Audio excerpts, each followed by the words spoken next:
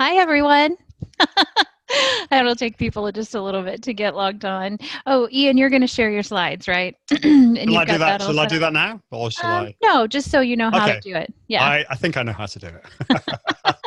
I am confident that when you are live, you will know how to do it. How's that? I love that. Yes, I thought you might. I'm trying to work those phrases in. Um, cool, everyone. Glad that you're joining us.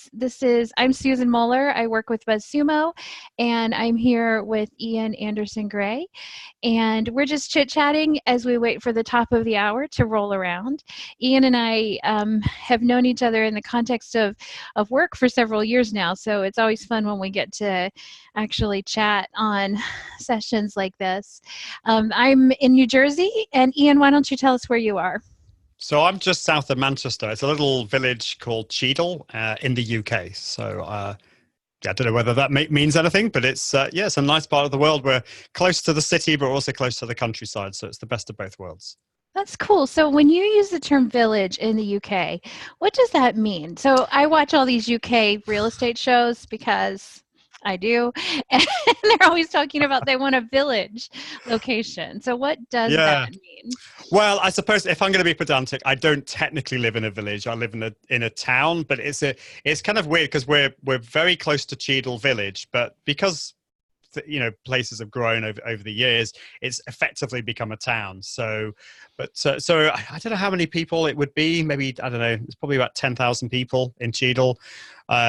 But my parents, they live in a place called Saddleworth, which is northeast of Manchester, and that is a collection of small villages, and that there is like a pub and a church and maybe like some of the small ones maybe are only about 20, 30 houses. So that would be like a small village. So I don't know what I'm sure there are probably like ways you define which one is. I mean, certainly in the UK, the definition of a city is that there is a cathedral. And Really? so Durham, where I went to university, is actually, you would call it really, it's nothing more than a town, quite a big town, but because it's got a huge cathedral, it's called Durham City. That's fascinating and very definitive. Cathedral, check, you're a city. It Yeah. gets a little bit more complicated in the US, I guess. I don't know what even makes places a city here, but cool. So let's go ahead and start, and let me say officially, welcome to today's expert webinar. My name is Susan Muller, and I work on the marketing team here at BuzzSumo. BuzzSumo is the world's most loved content marketing tool, and we help people to understand what their audiences are interested in through the lens of social shares, so that content creators of all kinds, including people who work with live video, can provide more of the content that their audience wants and drive them to their sites to get information and to make purchases. And I'm here with Ian Anderson Gray, who is an entrepreneur, a specialist in confident live video. He's a lecturer and just a fabulous all-around guy with lots of skills in the digital marketing world. I've learned a lot every time I've heard him at the conferences that he speaks at. So I'm thrilled to have Ian here to talk with us about how to develop a confident live video marketing program. So Ian, welcome. Thanks, Susan. It's really great to be here, and I mean, we've probably met three or four times in person, haven't we, over Yeah, the years? yeah. Which is great. But these virtual meetups are always great as well. So thanks for having me on, and I'm really excited to be here to talk to you all about going live, but with confidence, even if you're not feeling confident. So I'm going to just find my screen to share. While Ian's doing that, I'll jump in and say we will provide a recording of today's session. I know people always like to ask that. So no worries, we'll send you a recording. It usually takes about 24 hours, but it will arrive in your box soon. That's great. And obviously, if anyone's got any questions, just pop it in the comments. If we don't have time to answer all of those questions, then I'm here for you guys. So you can always email me. I'm very happy to help with any of those things. So shall I get stuck in, Susan? Is that okay? Great. Definitely. Okay. Go for it. You'd already muted yourself, so you're ready. So we're talking particularly about confident live video, and this doesn't really matter where you go live. I mean, I'm going to talk a lot about Facebook, but there are other platforms out there such as Periscope. There's even LinkedIn Live now. There's Twitch. There's all these platforms. But I want to really share a story of my background. Back in the day, trained as a professional classical singer. So I studied at a conservatoire in the UK called the Royal Northern College of Music, and kind of following with my mum's footsteps because she was an opera singer. And I found myself at this hall here at the Liverpool Philharmonic Hall on stage for a rehearsal for this big piece of music. Quite a scary piece of music. It had really high notes in it, very, very difficult. And I was there for the rehearsal in front of a choir and orchestra, thinking to myself, why am I here? Why did I say yes to this? And I started singing this piece of music, and the worst thing ever happened. My voice cracked on the top note, and I felt so embarrassed. And when it came to the evening performance, I really was asking myself, why did I say yes to this? But I managed to, as soon as I went on stage, channel that nervous energy, that fear, into my communication with the audience, and the adrenaline was pumping through my veins. And I gave what was actually the best performance of my life up until that point. It went really, really well. And in contrast to that, a week later, I was giving another concert. I was apathetic. I wasn't worried at all. I wasn't nervous. And it was one of the worst performances of my life. So yes, I think fear can be a good thing as long as we learn how to channel that into that focus in front of the camera. Now, I don't think the next slide, actually, no, I hadn't. The next slide I've actually took out because unfortunately, I don't think it's going to work on Zoom, on the platform that we're using, but there is a very funny audio clip that you can find which of vocal cracks on top notes. And I just wanted to share that with you, but you'll have to find that out yourself. But I did want to talk about this syndrome that many of us suffer from, I think. And there's a technical name for this, which I've come up with, and it's called feeling like an idiot syndrome.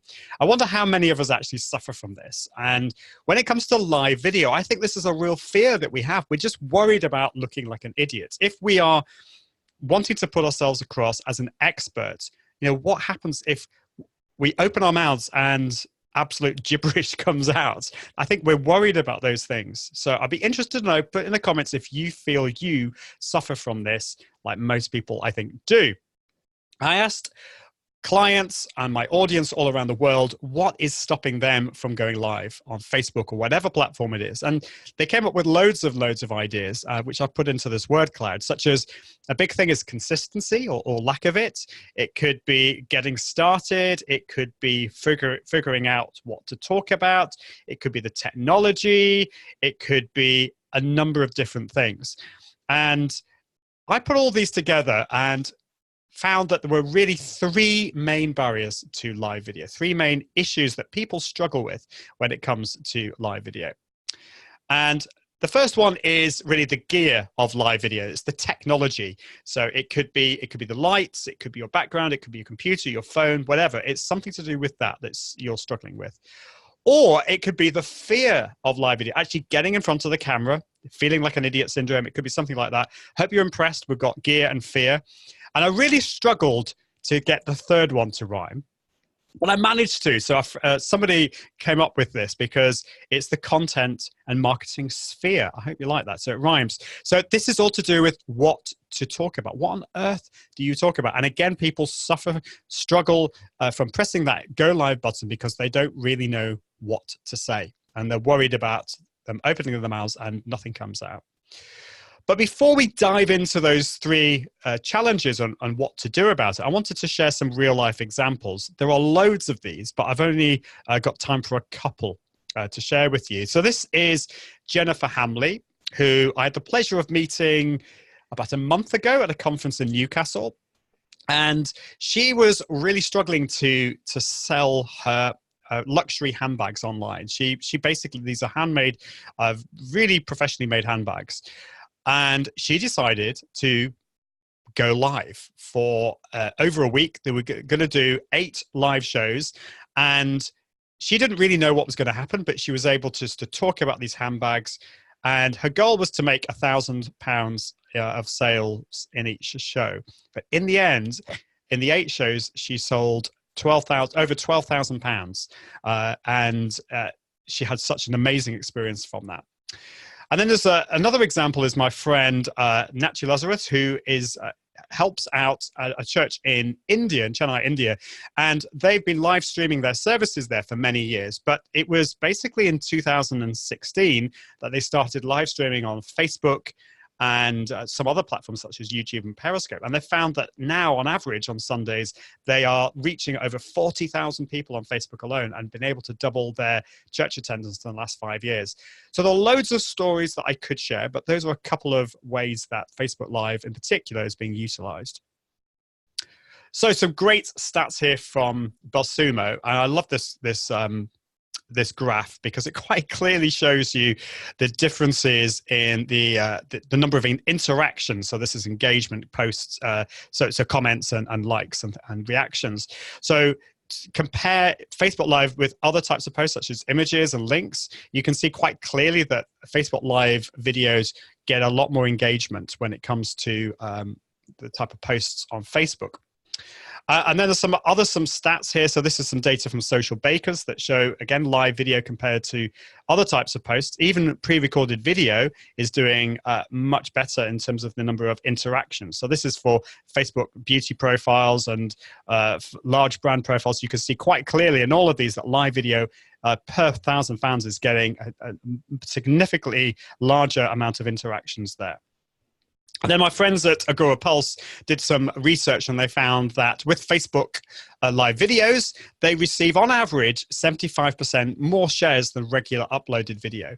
So instead of just uploading video, why not think about making some of those live videos? Because you'll find that on average, you'll get many more shares and many more comments and reactions. And that's what we want when it comes to our live videos and our content on Facebook. Now, a new thing that's come out from LinkedIn is LinkedIn Live. So LinkedIn is a little bit new to this game, but they have now launched LinkedIn Live. And this is really exciting. It's not open to everyone at the moment. It's still in a closed beta or beta. And it's only available on a couple of different tools at the moment. But do look out for this, because in my testing, just in the first video that I put out on LinkedIn Live last week, I received over 1,000 views of my video. And I'm not overly active on LinkedIn, but I'm seeing a lot of engagement on LinkedIn Live. So if you're active on that, do check out LinkedIn Live, which hopefully will roll out over the next couple of months. So let's look at the first challenge, which is the tools and the gear, or the fear of the gear. Maybe you've gone live and actually what you feel like doing is just chucking your laptop out the window. I don't know whether any of you feel like that. Put in the comments if you struggle or you've felt like doing this and chucking your laptop out the window. By the way, I didn't do that in that case. I was just playing around.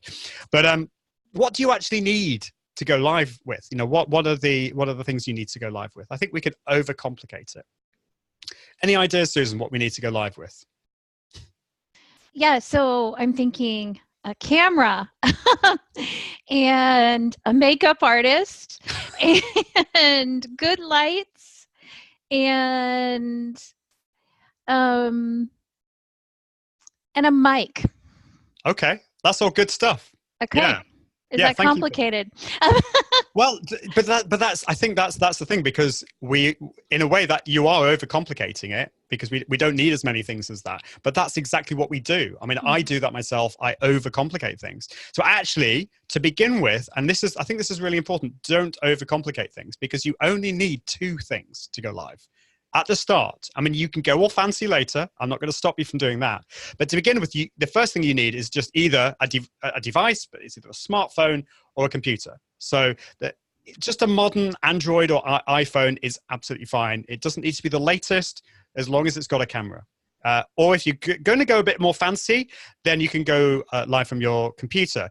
But you do need to have a relatively powerful computer. If you've got like a MacBook Air or an old PC laptop, you may struggle with this if it's a low-powered one. So I've got some recommendations and specifications there in terms of memory. So at least 8 gigs, ideally 16 gigs of memory, an i7 processor, a quad-core. I know I'm getting a bit techie here, but it is important, because you'll find there will be loads of problems that you may encounter if you don't. And I just want to save you those things. But just start off with going live from your phone. The second thing, which I know kind of seems obvious, but this is really important, and that is fast internet speed. And the important thing here is your upload speed, because you are broadcasting. So the bare minimum I would recommend is 4 megabits per second up, but ideally a lot more, 10 megabits per second up. And I think we get easily confused here, because the ISPs out there make a big song and dance about the speeds they offer you. I don't know what it's like for you, Susan, but like here they go, it's 200 megabits per second, but that's the download speed. What's the upload speed going to be? So check that out. Is that influenced by your wireless router? So, or is it, because sometimes I'll use a hardwire connection. Yes. Does that give you faster speed? Yes, I'm glad you said that. So that's really, so it's not just the speed, it's actually how stable it is. So Wi-Fi is nowhere near as stable as a wired connection.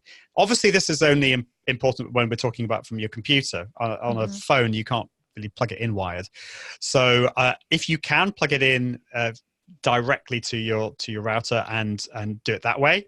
But yeah, always check your speed before you go live. And so whether you're going live from a desktop or a phone, I recommend downloading an app called Speed Test. So this is available on Mac and PC and Android or iOS. And just do a quick speed test before you go live every single time, because if you are getting like a 2 or 3 megabits per second, or if you're getting 5 or 6, but it's kind of fluctuating, you may want to try later, or you may want to go somewhere else where there is better connection.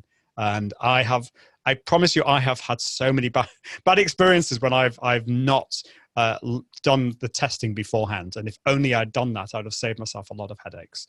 So, and that's a free app. So do you go live from mobile or desktop? If you're just starting off, just try it from your mobile device. But there are some advantages and disadvantages.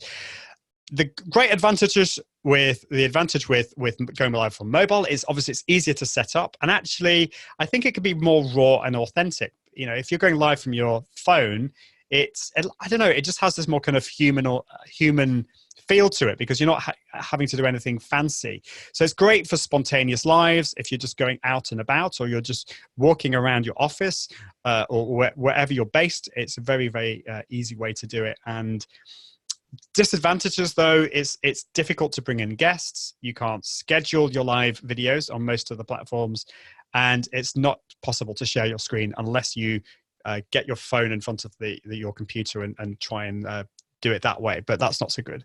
Whereas for a desktop, you can use your fancy microphones and webcams. You can save the video in a much higher format of quality. So if you're going to then want to repurpose that for YouTube or some other platform later, you can do that from desktop. It's far easier and more reliable to bring in guests. And you can also add graphics and videos, and you can schedule your live videos as well, which I think is a really important thing to think about. So now that you've got those two things, that you've got your device, whether it's your smartphone or your computer, and your good internet speed, what are the other things that you can do? Now, if you've got tens of thousands of dollars to spend on a live video studio, and you know that this is everything, you are committed to this, by all means, you can be my guest and spend $20,000, $30,000 on your live video studio. You can do that. But I think for most of us, it's a case of dipping your toe in the water and trying it out. And then over time, you can add extra gear. So what Susan was saying about microphones and lighting, yes, you can add those things over time. And so this microphone that I've got here, I only got last year. To begin with, I had a much more basic microphone, and I was doing really well with that. And I didn't have any of these fancy lights here. I was just actually relying on my bulbs, my lighting in my room. So I'm a big believer in bootstrapping your live video studio over time. If you go live from a mobile device, then these are some examples of some gear that you can do, which just basically allows you to bootstrap things. The most important thing in my mind is the microphone. So audio is so much more important than anything else. If people can't hear you, then they're going to switch off. So something like the Rode SmartLav Plus microphone, works with all iPhones. Android users, just be careful. It doesn't work with all of them, just depends on your model. So that would be the first thing I'd go for. And then the second thing would be a tripod. So if you've got a tripod already, just look at these smartphone tripod mounts. They're only around $7 or $8, and they're very, very good. Or you could get something like an iographer case, which is really cool. I don't think I've got mine here, unfortunately. I was going to show you it, but never mind. But basically, you can see it here. It's a black plastic case that you put your phone in, and it just gives a lot more stability as you walk around doing your lives. And then if you want a cheap light, then you can get these diva lamps or selfie rings. If you wear glasses like me, then don't just attach it to the phone like that, because you'll get a big reflection in your glasses. Maybe just put it away, angle it slightly away from you.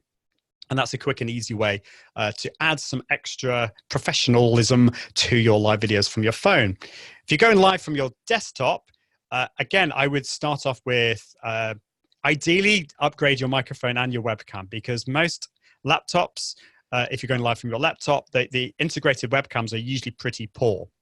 So the Logitech C930 is a really good fairly basic webcam to go for. There's still the C920 around, which is even cheaper than that. The Blue Yeti microphone is a good basic one to start off with. But there's also the Samsung Q2U there as well. So lots of different ones. If you wanted to go all fancy, there's the Brio from Logitech, or you can even plug in your DSLR camera as well.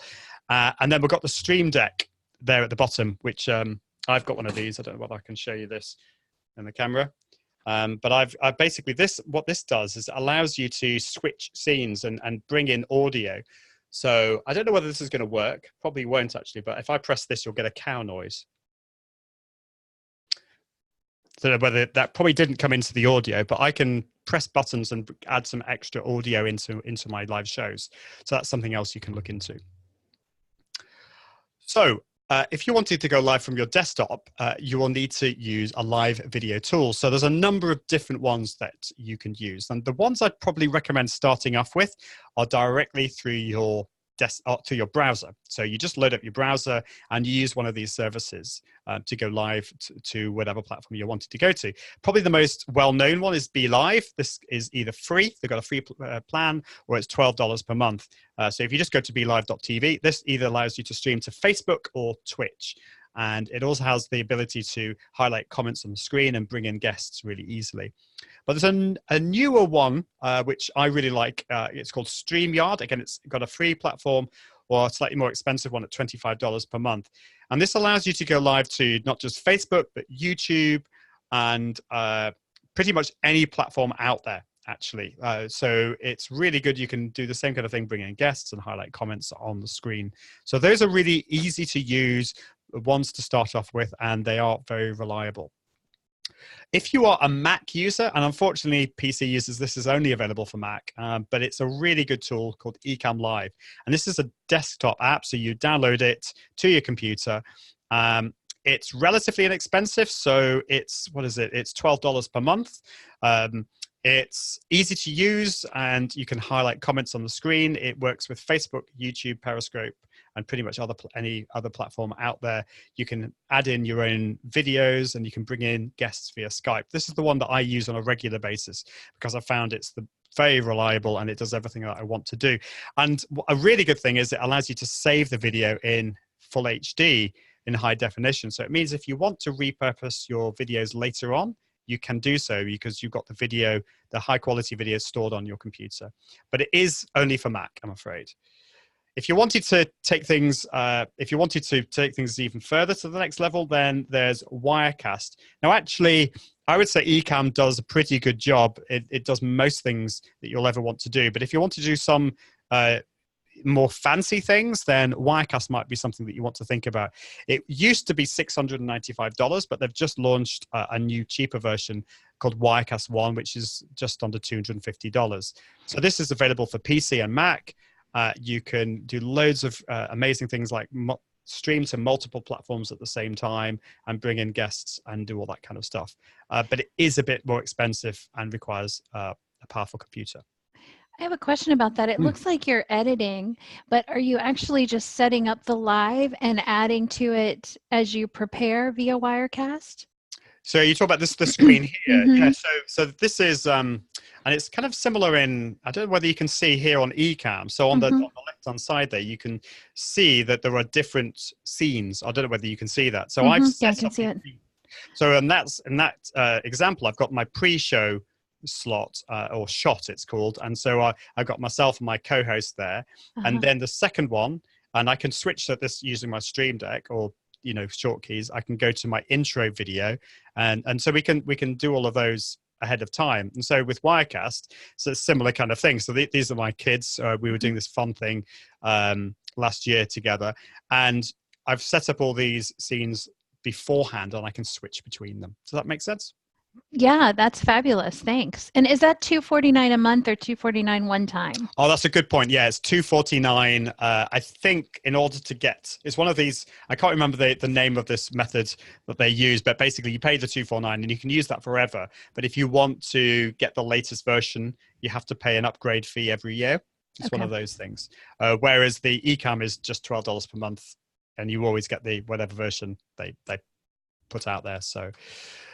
Okay, so there are loads of other tools that I could mention, but I mean, those are probably the main ones that I'd like to mention. So the next thing is actually the fear. How do you get over the fear of live video? Because I think this is actually the biggest one, biggest challenge that most of us have. And sometimes we use the excuse of the technology or the gear as an excuse to cover up the fact that we're feeling scared. So I wonder whether anyone here empathizes with one or more of these syndromes. So it could be maybe you're an introvert. Okay, so I would say I'm an introvert. So do you use that as an excuse not to go live? I don't know. Comparison syndrome.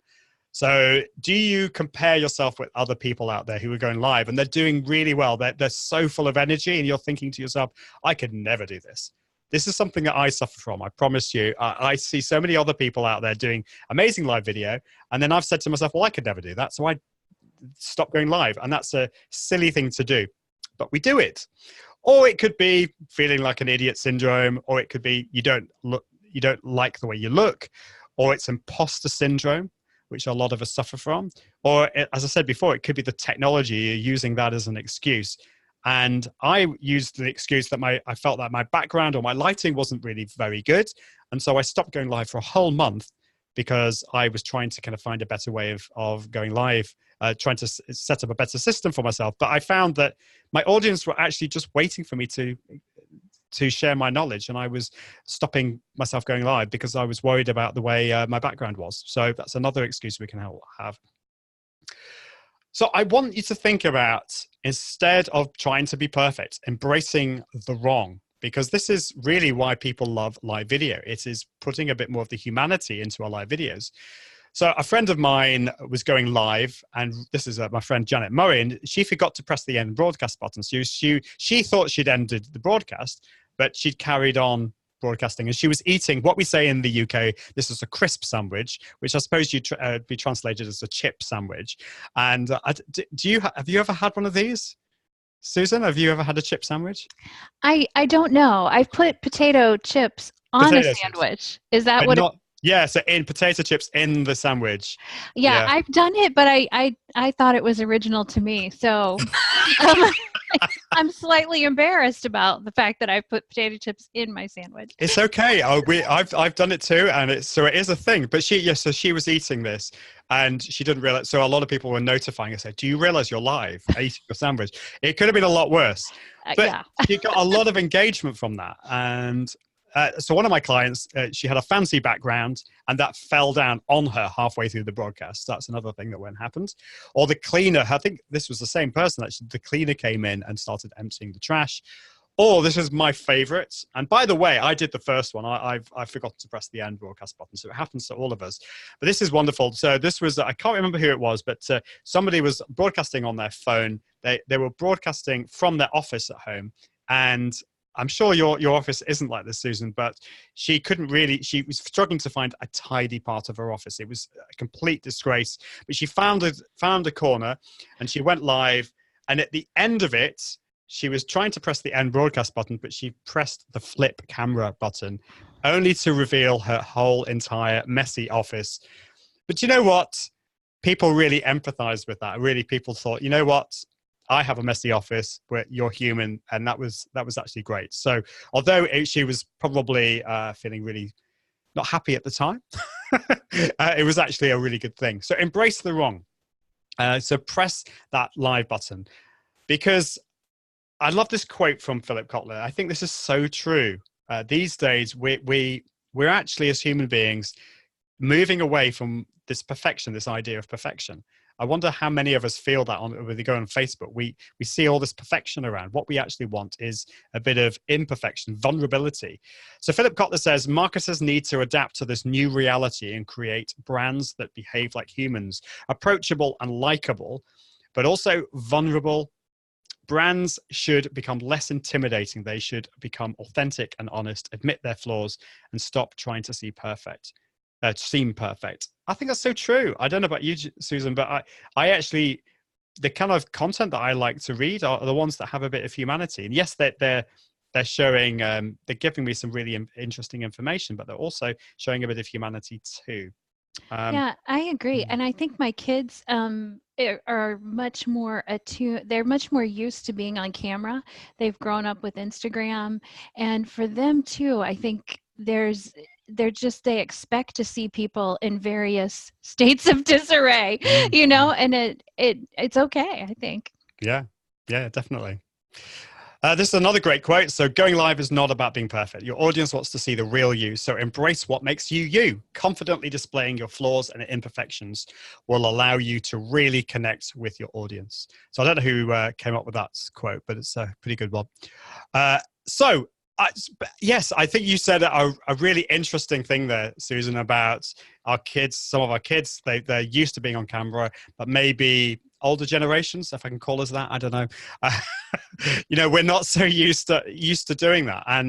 But actually, I think the world needs voices from all generations, and so I think we need to embrace that. Depending on no matter how old you are, don't use age as an excuse either, or your demographic or whatever. So some quick tips on how you can get through those fears. First of all, you don't have to show your face. You could go live just using Facebook Live Audio. So this is only available on Android, but you can, from your phone, you can actually just broadcast your voice. So just click to create a live video. And then if you press the three dots at the top right, you should have this little menu item that says live video at the bottom. So live audio, sorry, at the bottom. You can also customize that with a nice image at the top by clicking on that left one, and then you just go live. So it's really cool. You can't schedule this or anything, but this might be a really good way to get started with live video with a live audio. Another thing is Instagram stories. So I love Instagram stories because they're not about being perfect. They're just quick and easy to create. So they're only 15 seconds, and you can start to get used to putting your face in front of the camera, whether it's a photo or a video. And they're only 15 seconds. And what's the worst that's going to happen? Because they get deleted after 24 hours. So that will help you, that will teach you consistency, but also help you get in front of the camera. This is a really cool app, which I highly recommend getting in. It's called 1 Minute Voice Warm-Up. So one of the things I think is really important when we go live is your posture and your voice. And if you actually put your body in a more confident position, the Italians called this the noble position in classical music. And so just imagine you are like a really important person. So, and get your posture right. And this tool, this app, it's available for Android or iOS. You just do a 1 minute vocal warm up every single day, either to do with breathing or diction or something like that. And I would do this before you go live or do any kind of public speaking. It's a really good one to get. So just some tips really with vocal warm-up. First of all, your posture. So we're just going to do that now. What I want you to do, I'll try not to dislodge my my earbuds, but basically just put your arms out at your side. So you can do this as well, Susan. So just put your arms out at your side. Now, obviously, it helps if you're standing up, but and then just let your hands drop with gravity. And so your shoulders should be down, your chest erect, and looking ahead. And so you should just feel really, really confident with the way you look. Make sure that your shoulders are nice and relaxed as well. So one thing you can do here is just put your left hand on your right shoulder like this. Look over to your left, so you're stretching your neck as well. Give your right shoulder a massage, and just to make sure you're getting rid of any kind of tension. And then do the opposite. So take your right hand onto your left shoulder, and look over to your right. You're stretching your neck as well. And oh my goodness, I'm feeling a lot of tension there myself. The next thing you can do is to do some pitch interest. So if I find a lot of people when they're speaking end up speaking on a monotone like this, and it ends up becoming really, really boring. So when we're speaking, we need to have the highs and the lows in our voices. So this is what we call a lip trill exercise. And this is really weird, but it's a really good way of just getting all the different parts of your voice. So I don't know whether you want to do this as well, Susan, but basically you do this from the I'll do it with you. Okay, so I'll demonstrate it first. So you go like this. So like that. It will probably be a bit out of sync, okay, but we'll do it. So after 2, here we go. 1, 2. Oh, that was good. Excellent. So that's a really good thing to do. And then breath control, where we can do some breathing exercises, which we don't have time for today. But then the other thing is diction. So just coming up with a silly tongue twister or song. So there are loads of different ways you can do this. You could come up with like gada gada gada gada gada bada bada bada, and try and change the pitch as well. So gada gada gada gada gada gada gada gada gada. So you're just using your teeth, your lips, your tongue. So it's a silly song that I come up with, which is based on the song, the William Tell Overture, which is and you do it to the words, Daddy's got a head like a ping pong ball. So it's really silly. We're probably not going to be able to do this in sync, are we, Susan? But it goes like this. Daddy's got a head like a ping pong ball. Daddy's got a head like a ping pong ball. Daddy's got a head like a ping pong ball, like a ping pong ball. Should we try it together? 1, 2. Daddy's got a head like a ping pong ball. Daddy's got a head like a ping pong ball. Daddy's got a head like a ping pong ball, like a ping pong ball. We got it, just about. It's hard, isn't it? Because it's all out of sync. It is. Yeah. Wow. So how did you feel at the end of that, Susan? Yeah, so nervous, but yeah, I mean, it does make you much more aware of your voice. Yes. So, and I felt like my cheeks relaxed. Yes. Yeah. There's loads of exercises like that, but I think also by your laugh, you found it quite funny as well. And I think when we're starting a live videos, unless of course the topic is something very serious, I think it's quite good to start off with a bit of a smile and a bit of a laugh. Mm-hmm. So these exercises are really good for that. Mm-hmm. So there we go. So heightened authenticity is really about making sure that you are being yourself, you're being authentic. But what we're trying to do with these exercises is to become more like you. So we need to heighten the energy a little bit more, but we don't want you to be anyone else. We don't want you to be something that you're not. So that's what these exercises help you to do. And that's really important. So for the final part, this is the final struggle that people have, is what to say. So this is really to do with the content and the marketing. And in some ways, live video is not much different to other types of content. You're still creating content. This is just a different medium. So I've come up with the 5 Ps of live video, things that you need to think about in producing them. The first thing, of course, no matter what type of live video, you need to plan. You need to plan what you're going to say. It could be very simple. It could be like a 3 or 4 minute live video, but you need to at least know what you're going to say. Then it's promoting it beforehand, pre-promotion. So tell people when you're going to go live. And then there's the production, which is obviously the production of the live video, the post-promotion, and then finally repurposing that content for later. So I'm going to go through those 5 points now. The first one's planning. So a friend of mine, Sam Ashdown, came up with a really good acronym here. It's called BLAST, or if you're from the south of England, it would be BLAST. And this is a really good way of creating different types of content out there. So the first thing could be behind the scenes. This could be a live video on how you run your business, or a tour around your establishment. The next one's local. So this is, people love to find out a bit more about your area. Where are you based? So I'm always fascinated to see where Susan is and to see her location and to find out more about where she lives. People love that kind of thing. So just take your phone and go out and share what's happening in your local area around your business or around the place that you work. People are really nosy. So a day in the life, this is really, what are you doing today? What are your thoughts? Just what's a typical day for you in your business?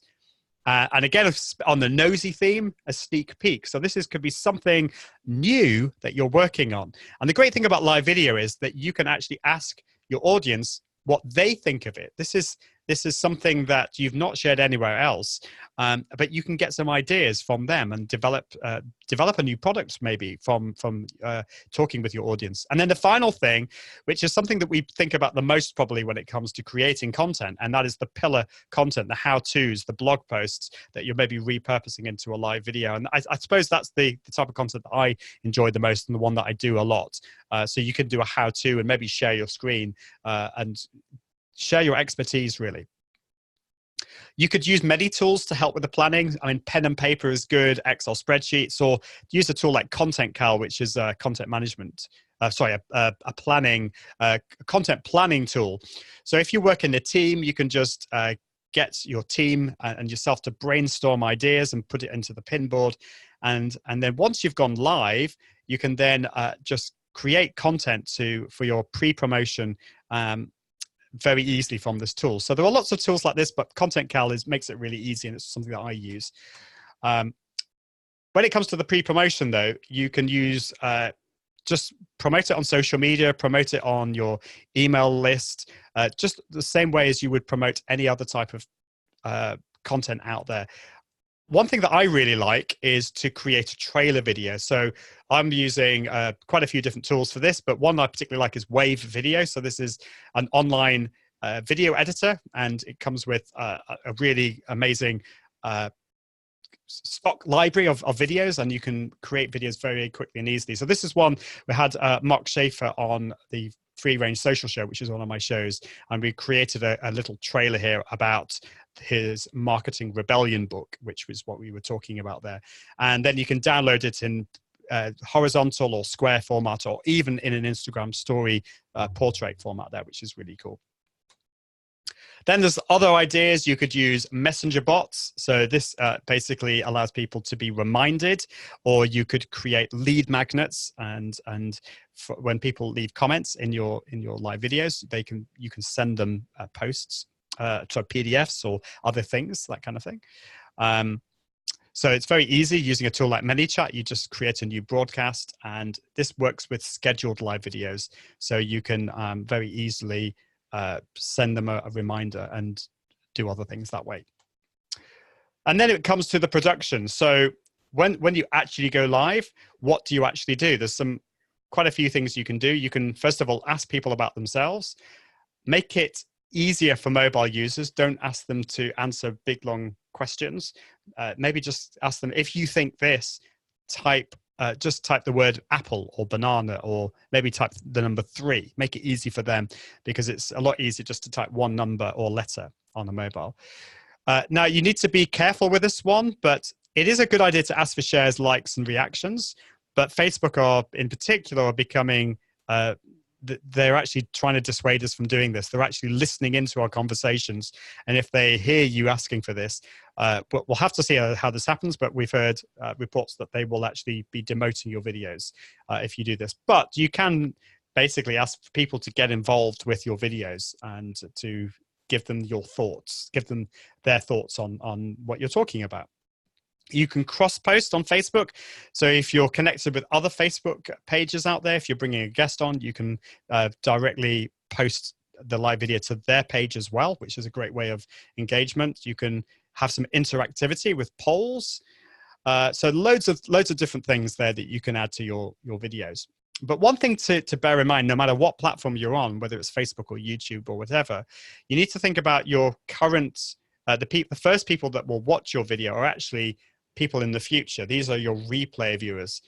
And then after maybe a minute, you'll start to get some live viewers. So I always start my live shows with greeting my replay viewers. So I'll say, hi, my name is Ian Anderson Gray. Thanks so much for watching the replay.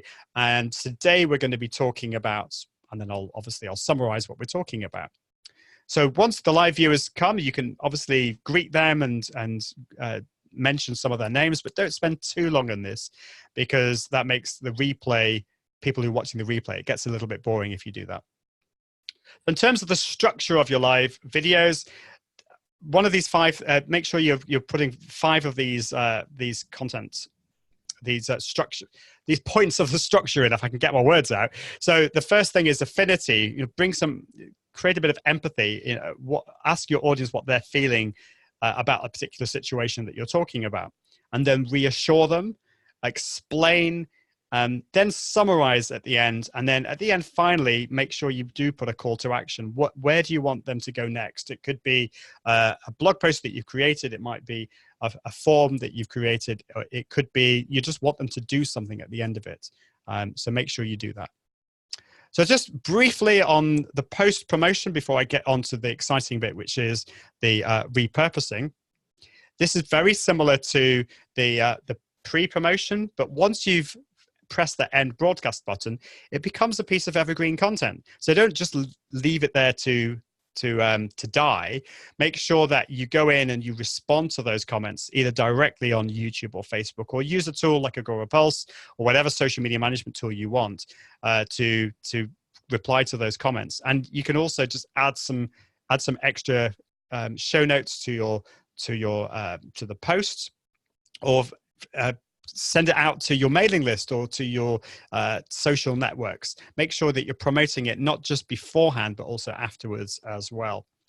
You can use, on Facebook, you can promote it using Facebook ads as well. So don't forget that. And one great thing is you can actually promote it to people who have watched 25, 50, 75% through previous videos. So you can actually create what's called an engagement ad and to promote your Facebook live videos afterwards as well, which is a really cool way of promoting them.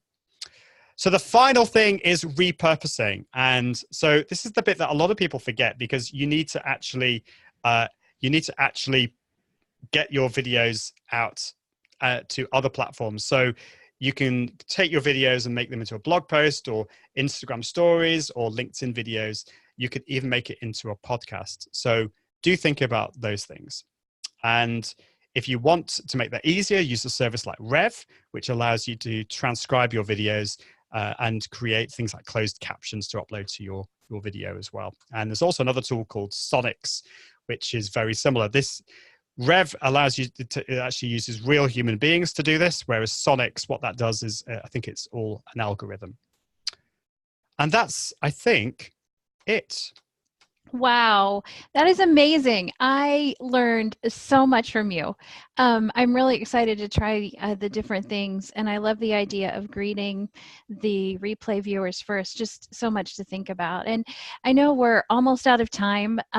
One question was about why not using Zoom webinar for live streams. Would you recommend that? Yes, no, maybe? Yes, it's a great tool to use. So if you've got, I mean, I have Zoom, but I haven't got. You have to pay quite a large chunk extra per month for the webinar feature. But yes, that allows you to go live to Facebook or YouTube. The only downside with it is that it's quite limited. So it plonks the Zoom logo on, and you get the black borders up top and bottom. So if you want to do something a little bit more engaging, then there are other tools that are better than Zoom. But if you got it, why not use it? Great. Thanks so much, Ian. Again, just learned so much and totally appreciate your time. Thanks for joining us today. Definitely, we will get you the recording. And thanks so much for joining us, everyone. Have a great day. Bye-bye. Thanks. Bye.